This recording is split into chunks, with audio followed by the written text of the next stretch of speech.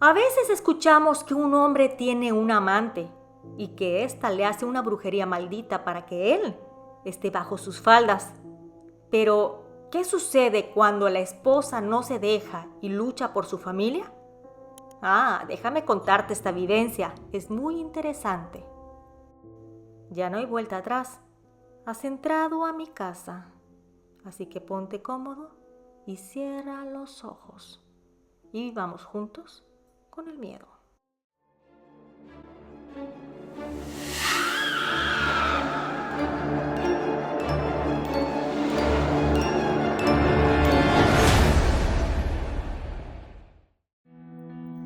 Viviendo con el miedo presenta Maldita brujería, mío o de nadie.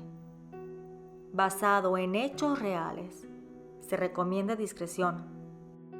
Esta experiencia la tuve hace muchos años con mi primer esposo y me animé a contarla, ya que al escuchar los relatos de tu canal me doy cuenta de que no soy la única que ha vivido situaciones inexplicables.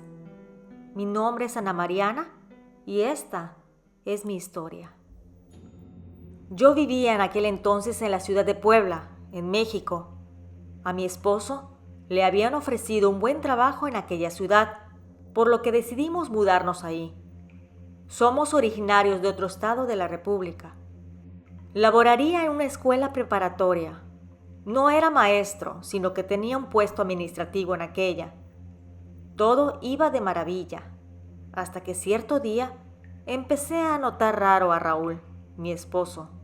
Le preguntaba si todo estaba bien y él siempre me decía que sí.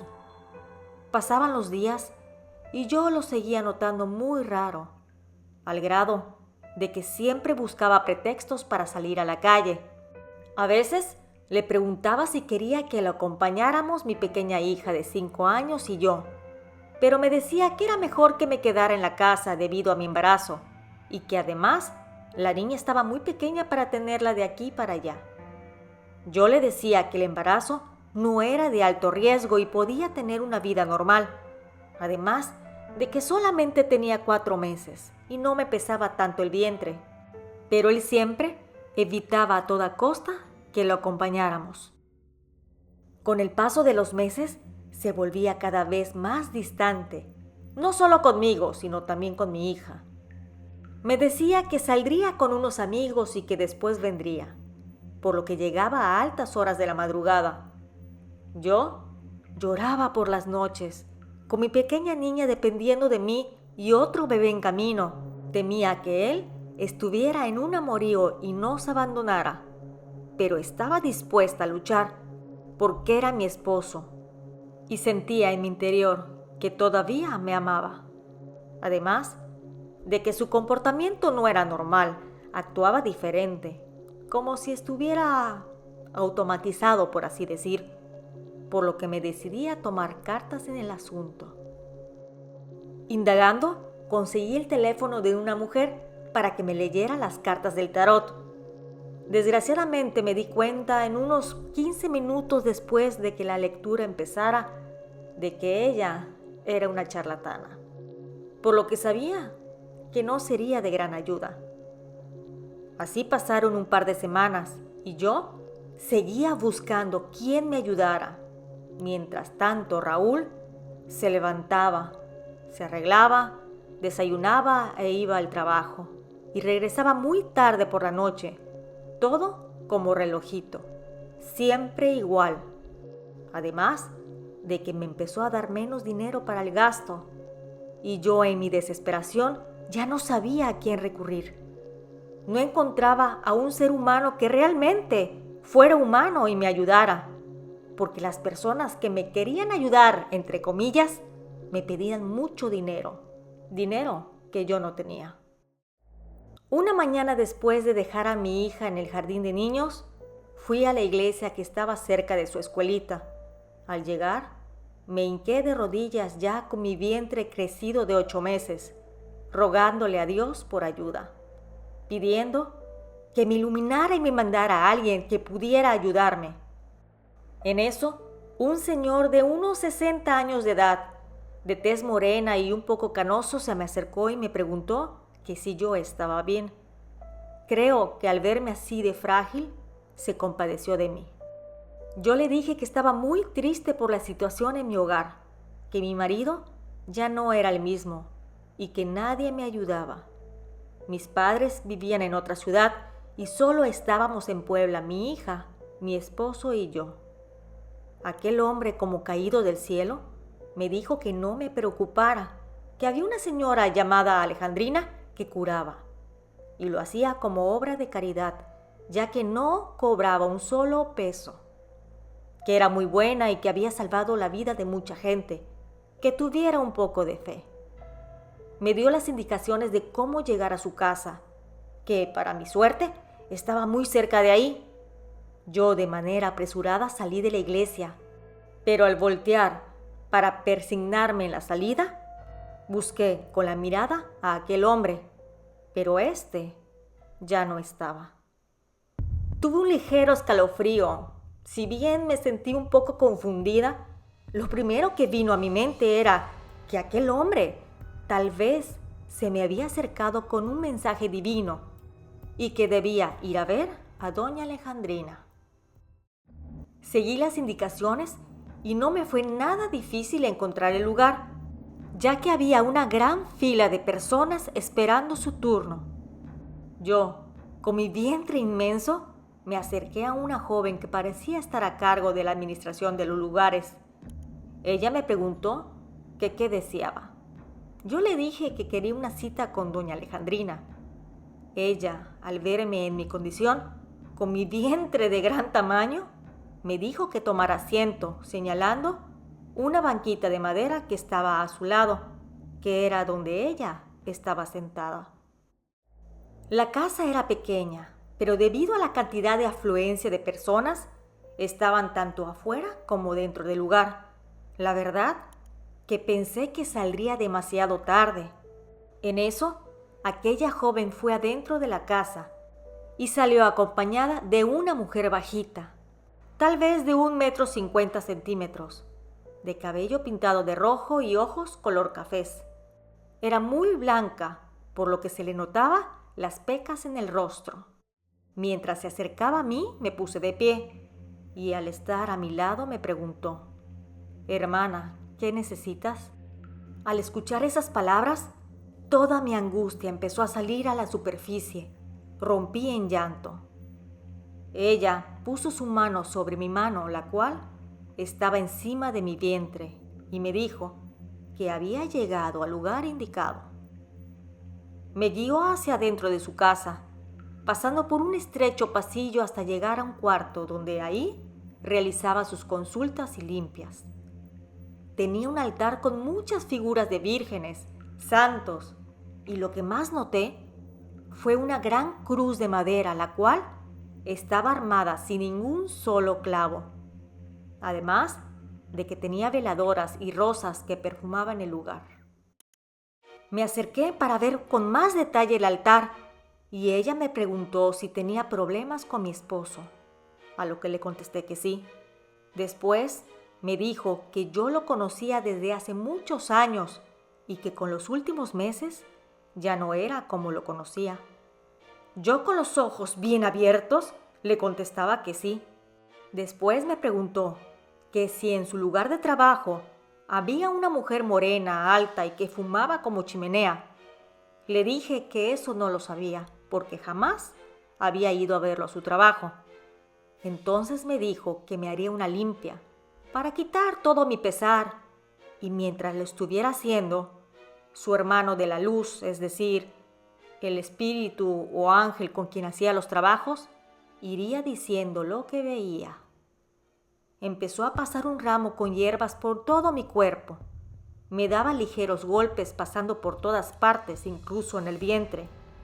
Y mientras lo hacía, empezó a decirme que aquella mujer, que fumaba mucho, se había encaprichado con mi marido, que le estaba haciendo un trabajo, una brujería maldita, para cegarlo, para que no viera que tiene una familia y que ella fuera todo su mundo. Que empezó a darle ciertas cosas en el trabajo con el pretexto de los desayunos, que él poco a poco se lo fue comiendo. Además, que se ponía ciertos perfumes trabajados para que lo atrajera. Que habían empezado un romance desde hace varios meses. Sin embargo, él todavía me ama, pero no sabe cómo regresar a mí. Que ella quiere que me deje, que se olvide de la niña y del bebé que viene en camino. También me dijo que debería de traer a mi marido para que se le hiciera una limpieza espiritual y así él abriera los ojos poco a poco, porque lo estaba volviendo a aquella mujer con su brujería maldita un hombre sin voluntad. Yo estaba cada vez más y más sorprendida de lo que me decía. Al terminar le pregunté que cuánto dinero sería.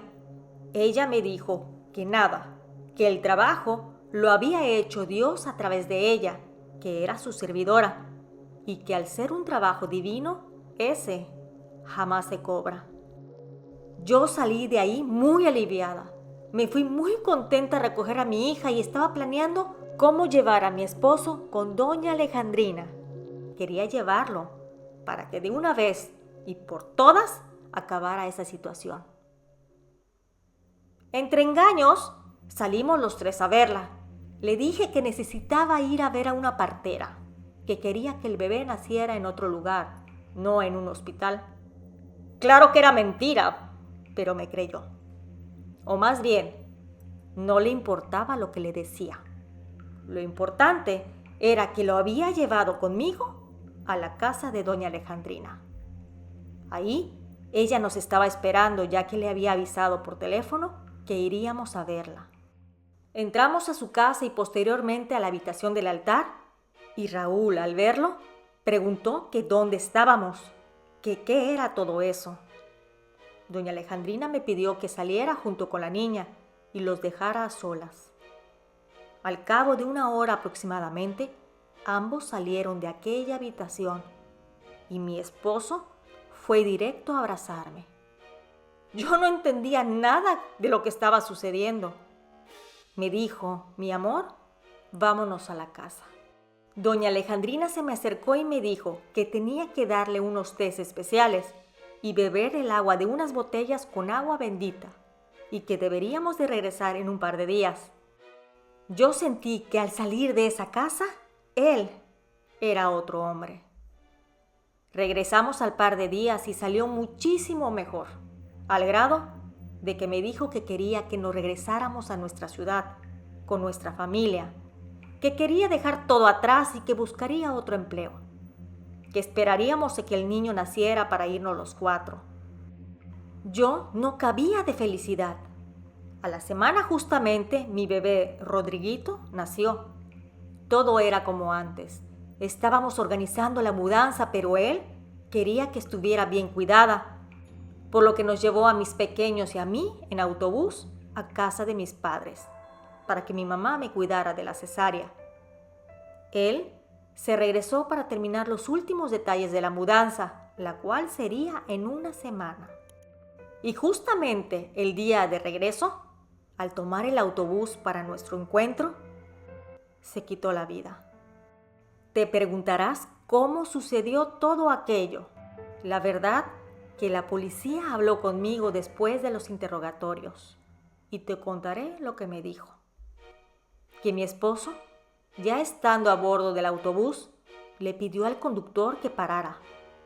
Aquel le dijo que todavía faltaba mucho tiempo para llegar, pero mi marido insistía cada vez más, al grado que se puso muy violento, y ya a punto de cruzar la línea que delimita el estado de Puebla, él exigía a gritos que lo dejaran bajar, por lo que el conductor, ya asustado y desesperado, se orilló y abrió la puerta. Mi esposo Raúl salió de aquel vehículo y se agarró muy fuerte la cabeza. Caminó hacia la carretera y se aventó hacia un automóvil que venía rápidamente, perdiendo la vida. Al cabo de unos 6 meses, regresé a ver a doña Alejandrina para contarle lo sucedido. Y ella me dijo que la brujería que tenía mi marido era muy fuerte y que esa mujer, en su desesperación para que él no la abandonara, Hizo un pacto con la muerte para que si no era de ella, no fuera de nadie. Yo le dije a la señora que quería vengarme, que quería cobrarme por todo el daño y maldad que nos hizo, que por su culpa mi esposo ya no estaba con nosotros. Pero ella me dijo que lo mejor es no cobrar venganza porque todo el mal se regresa y que pensara en mis hijos. Ese mismo día fui a la que era la escuela donde trabajaba y ahí vi a aquella mujer afuera fumando un cigarrillo. Mi corazón se llenó de rabia y quise cruzar para darle unas buenas bofetadas, pero algo me detuvo. Algo en mi interior me decía que no debía rebajarme, que pensara en mis hijos. Pasaron los años y yo conocí a un buen hombre con el que me casé. Él me ayudó con la crianza de mis pequeños, pero las curiosidades de la vida. Regresé a vivir a Puebla, únicamente por un par de años por cuestiones de trabajo de mi esposo, y la vi. Nos topamos en un restaurante. Yo, feliz con mi familia, y ella, vieja, acabada y con un bastón, tosiendo, con una tos enferma de cigarro. Estaba con un par de amigas, se me quedó viendo a lo lejos. Yo simplemente la ignoré. Es muy cierto lo que dicen que todo se regresa. Si fuera ella, viviría con el miedo de tener una muerte tan trágica como la que le ocasionó a mi esposo por su brujería maldita. Pero el tiempo dirá. Mientras tanto, mi conciencia está tranquila, ya que decidí no regresarle nada, porque el karma solito llega. Gracias a la suscriptora por la confianza. Si te ha gustado el relato, te agradezco de antemano tu like y suscripción. Nos escuchamos pronto. ¿Y tú, vives con el miedo?